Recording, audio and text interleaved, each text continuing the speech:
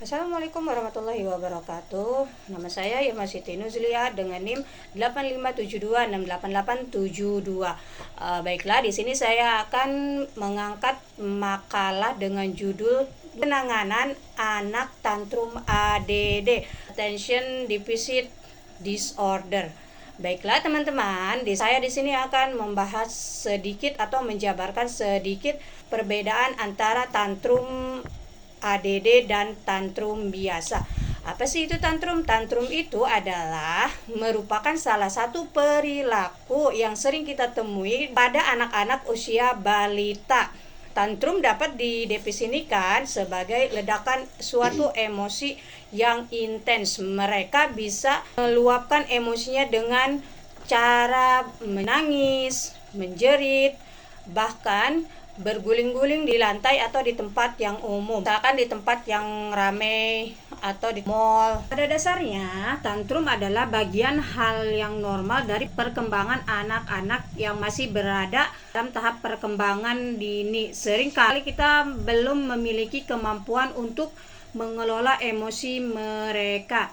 Nah, meskipun tantrum adalah fenomena umum yang sering dialami oleh anak-anak, menghadapi anak tantrum itu biasanya menjadi tantangan besar untuk para orang tua dan para pengasuh. Bahkan kalau di sekolah, guru pun akan kewalahan dan kebingungan untuk mengatasi bagaimana cara merespon yang terbaik untuk anak-anak yang tantrum. Nah, tantrum ini biasanya dialami dari usia 0 sampai 5 tahun. Sebelum kita lebih jauh lagi membahas tentang masalah tantrum, ada baiknya kita terlebih dahulu mengenal perkembangan tantrum dari usia 0 sampai 2 tahun.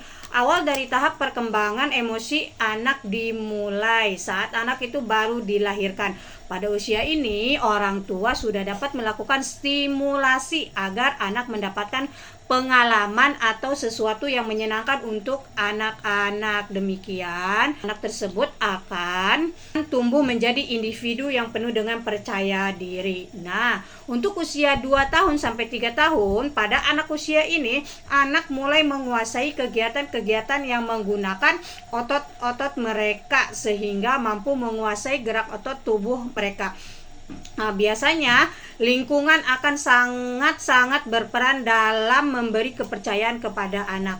Nah, untuk usia 4 sampai 5 tahun, fase ini akan muncul pada anak usia dini yang kita sebut dengan fase inisiatif PS Youth. Nah, anak ini akan menunjukkan rasa ingin mengetahui atau ingin bebas dari genggaman orang tua atau orang-orang dewasa yang ada di sekitarnya, atau kita sebut dengan mereka mengeksplorasi diri mereka sendiri. Nah, baiklah teman-teman, di sini kita akan membahas tentang mengenal bentuk-bentuk perilaku tantrum pada anak usia 0 sampai 2 tahun. Nah, yang pertama yaitu adalah mereka sering menangis keras dan juga berteriak. Yang kedua, memukul, menendang atau menggigit. Yang ketiga yaitu melempar benda-benda yang ada di sekitarnya. Apa saja yang ada di sekitar mereka itu pasti akan dilempar. Nah, selanjutnya itu adalah berguling-guling di tempat ramai atau di tempat yang tidak mereka lihat situasinya. Nah, yang selanjutnya adalah meronta-ronta dan menunjukkan ekspresi yang marah. Nah, untuk usia 3 sampai 4 tahun yaitu adalah menunjukkan perilaku yang sama dengan usia 0 sampai 2 tahun tadi. Ya, selanjutnya itu adalah merengek-rengek dan berteriak-teriak. Dan selanjutnya usia 3 sampai 4 tahun itu sudah mulai bisa mengkritik dan meninju, bahkan membanting pintu apabila keinginan mereka tidak terpenuhi. Nah, usia selanjutnya yaitu usia 5 tahun ke atas. Ya, untuk usia 5 tahun ke atas atau anak usia ini adalah mereka sudah bisa memaki dan menyumpah dan memukul saudaranya atau temannya, dan memecah barang-barang yang ada di sekitarnya, mengkritik diri sendiri, dan mengancam.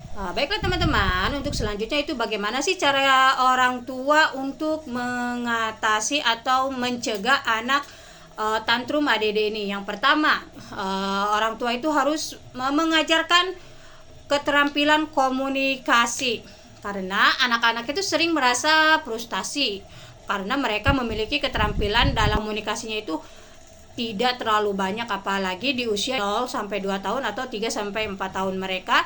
0 sampai 2 tahun itu bahasa mereka belum terlalu banyak atau kosakata mereka itu belum terlalu banyak. Jadi orang tua itu harus mengajarkan menggunakan kata-kata yang sederhana atau kata-kata yang mereka bisa cerna dengan baik. Nah, selanjutnya yaitu menciptakan rutinitas yang konsisten. Anak ini akan nyaman dengan rutinitas yang konsisten, seperti menjaga jadwal harian mereka atau jadwal makan mereka, jadwal tidur mereka, bahkan jadwal belajar mereka, agar tantrum mereka ini berkurang. Yang selanjutnya yaitu adalah mengelola harapan tanpa batas, lalu memberikan perhatian yang positif. Anak-anak usia balita ini seringkali mencari perhatian terhadap orang tua mereka. Nah, orang tua ini harus bisa memberikan perhatian yang positif secara rutin, seperti contohnya seperti memuji perilaku mereka. Oh, hari ini kamu menjadi anak yang baik ya. Oh, terima kasih sudah bekerja sama. Nah, seperti itu, memberikan pujian-pujian yang baik atau memberikan pelukan dan kasih sayang yang baik untuk mereka yang sedang tantrum. Yang selanjutnya yaitu adalah alihkan perhatian mereka. Saat anak tantrum, alihkan perhatian mereka ke hal-hal yang menarik, seperti bermain mainan favorit mereka atau memberikan kegiatan yang menyenangkan, seperti bermain permainan yang mereka senangi, atau kita bisa ke playground ya. Nah, selanjutnya yaitu siapkan makanan ringan atau cemilan-cemilan saat bepergian. Menyiapkan makanan ringan saat bepergian itu sangat berpengaruh agar anak itu tidak terfokus dengan gadget. Jadi akan mengurangi tantrum mereka ketika bepergian, karena apabila perut mereka lapar atau perut mereka kosong, mereka akan tantrum. Nah, teman-teman, di sini saya akan menjabarkan sedikit tentang faktor-faktor yang menyebabkan anak tantrum ADD, seperti keterbatasan bahasa dan kemampuan komunikasi.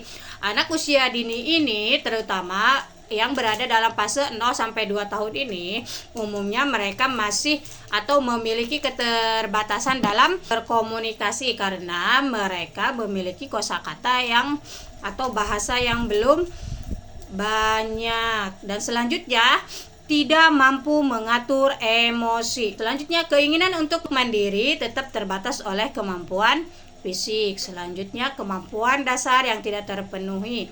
Terlalu banyak stimulasi atau kebingungan dalam situasi yang baru. Perubahan rutinitas, eksplorasi batas, dan pembentukan identitas. Konsumsi gula yang berlebihan. Asupan gula yang berlebihan dan tinggi itu akan mempengaruhi atau memicu anak tersebut mudah tantrum atau mood mereka itu berubah cepat berubahnya. Dan yang selanjutnya itu adalah pola asuh. Nah, tidak konsistennya dalam aturan keluarga, nah, atau respon orang tua dalam membingungkan anak itu akan memicu tantrum. Jadi pola asuh itu sangat-sangat dibutuhkan ya. Jadi kerjasama. Selanjutnya yaitu adalah gangguan kesehatan dan perkembangan. Baiklah teman-teman, untuk selanjutnya yaitu adalah cara menangani anak tantrum. Bagaimana sih cara menangani anak tantrum? Yang pertama adalah berusaha tenang ya. Ketika anak tantrum itu kita jangan memakai emosi. Yang kedua adalah berikan mereka pelukan cinta, berikan mereka kasih sayang yang penuh ketika berlangsungnya tantrum ya. Kalau mereka sedang tantrum, kalau kita peluk, insya Allah tantrumnya akan berkurang. Nah, selanjutnya yaitu adalah perlu kita ketahui dulu penyebab apa mereka menjadi tantrum atau perasaan mereka. Apakah hari ini ada yang menyebabkan mereka menjadi tantrum? Nah, yang selanjutnya yaitu pastikan anak aman. Jauhkan benda-benda yang sekiranya membahayakan anak-anak ketika mereka tantrum. Ya, nah, yang selanjutnya yaitu adalah alihkan perhatian anak dengan hal-hal yang membuat anak suka, dengan cara menggambar, melukis, bernyanyi, atau bahkan dengan berjoget-joget sesuai imajinasi mereka. Nah, selanjutnya yaitu jangan berteriak atau memarahi dengan kata-kata kasar ketika anak sedang tantrum. Nah, selanjutnya yaitu adalah diamkan dan beri waktu ketika anak sedang tantrum. Ya, jadi ketika anak sedang tantrum, berikanlah mereka ruang agar mereka bisa menahan emosinya atau meluapkan emosinya. Oke, mau di luar, yuk. Yuk, udah. Udah, tarik nafas dulu. Yuk. Oke. Sebentar, Ya.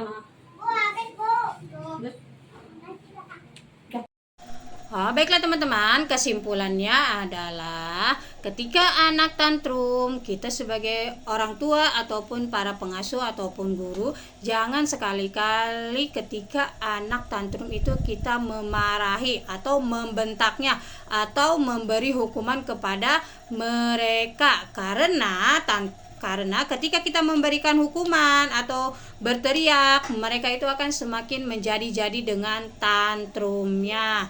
Akan tetapi, berilah mereka pelukan atau perlakuan yang aman dan nyaman, serta berikan mereka pelukan kasih sayang dan cinta. Nah, beri anak kesempatan untuk menyadari betapa sayangnya dan cintanya orang tua terhadap anaknya. Bukan berarti setiap keinginan mereka itu harus terpenuhi, tapi beri mereka penjelasan sejelas-jelasnya dengan bahasa yang mereka mengerti, atau apabila ada keinginan mereka yang tidak terpenuhi, agar mereka bisa bersabar dan menunggu, atau beri mereka alternatif lain untuk memenuhi keinginannya. Baiklah teman-teman, sampai di sini penjelasan tentang penanganan anak tantrum ADD. Terima kasih. Assalamualaikum warahmatullahi wabarakatuh.